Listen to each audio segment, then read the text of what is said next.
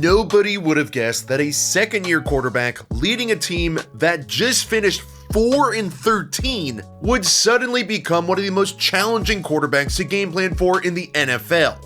Drake Maye arguably is one of the worst supporting casts in the league, yet the Patriots are 12-3, he's currently second in MVP odds, and today we're going to dive into how three different teams, the Browns, the Titans, and the Bills, tried and failed to create a game plan to stop him.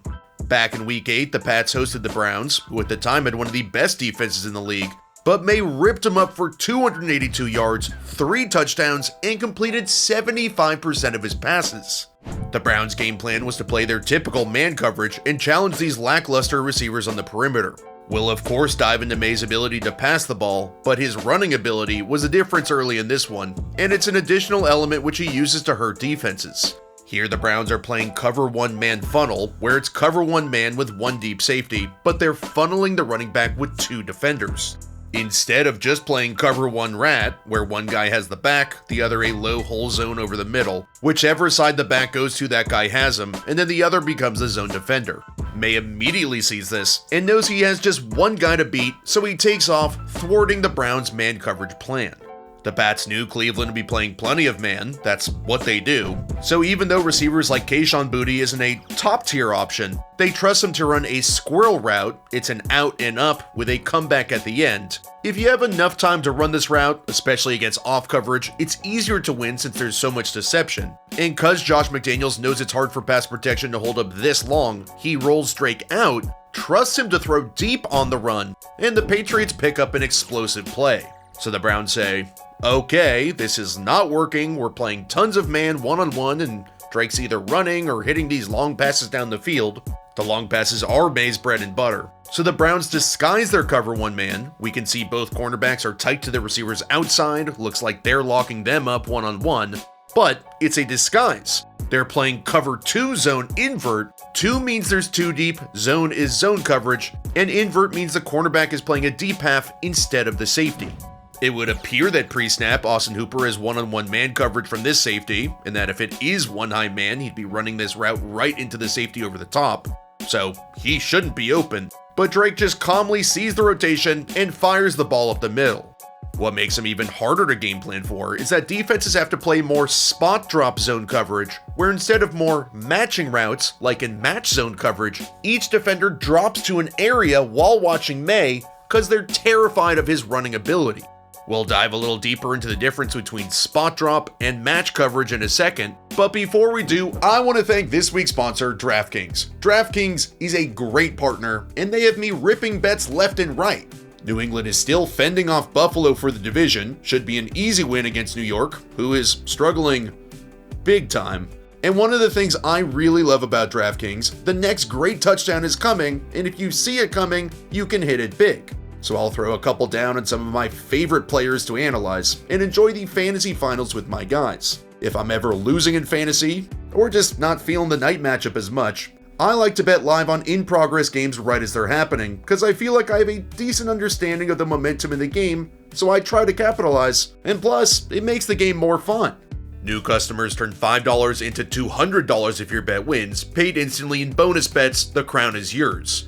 So if you use my promo code RollinsNFL, turn $5 into $200 if your bet wins, paid through bonus bets. Just 1 week prior to the Browns game, Maye absolutely wrecked the Titans.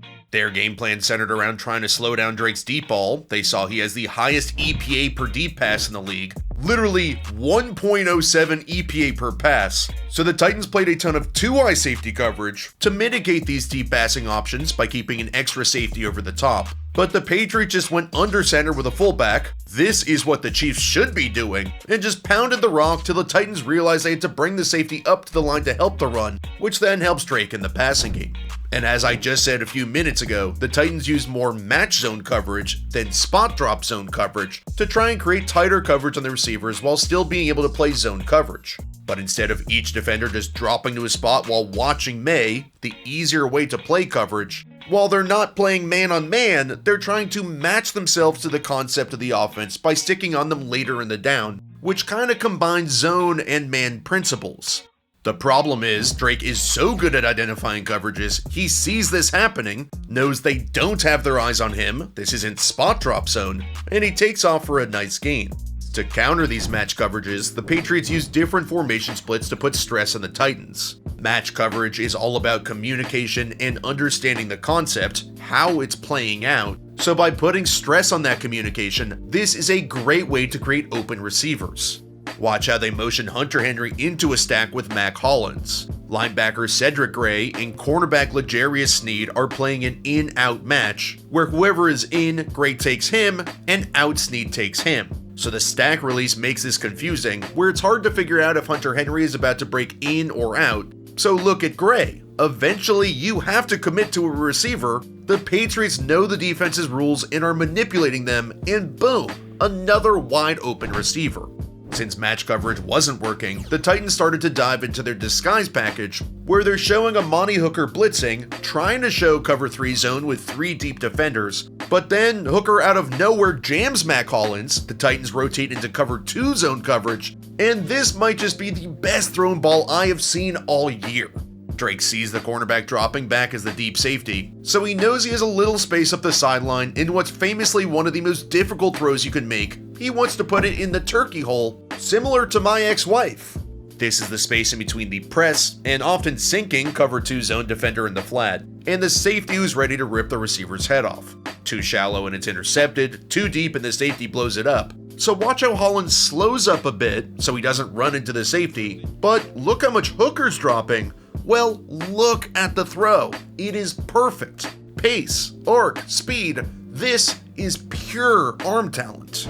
When I charted one of Drake's most recent games, the 35-31 loss a few weeks ago against Buffalo, the Bills really just play their defense, not overly tailored to the offense they're playing at all.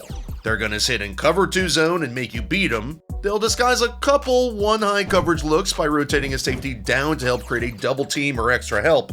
But that's really about it. So you gotta take it to them by attacking them and beating them. Here they're showing 2 high safeties with what appears to be man coverage pre-snap.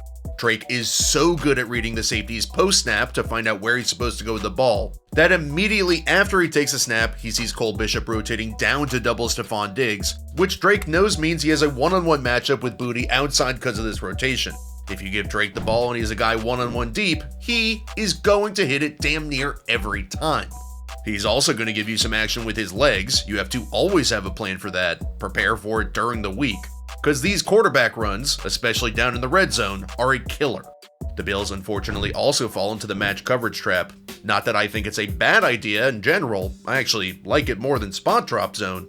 But against a running QB, you are playing with fire.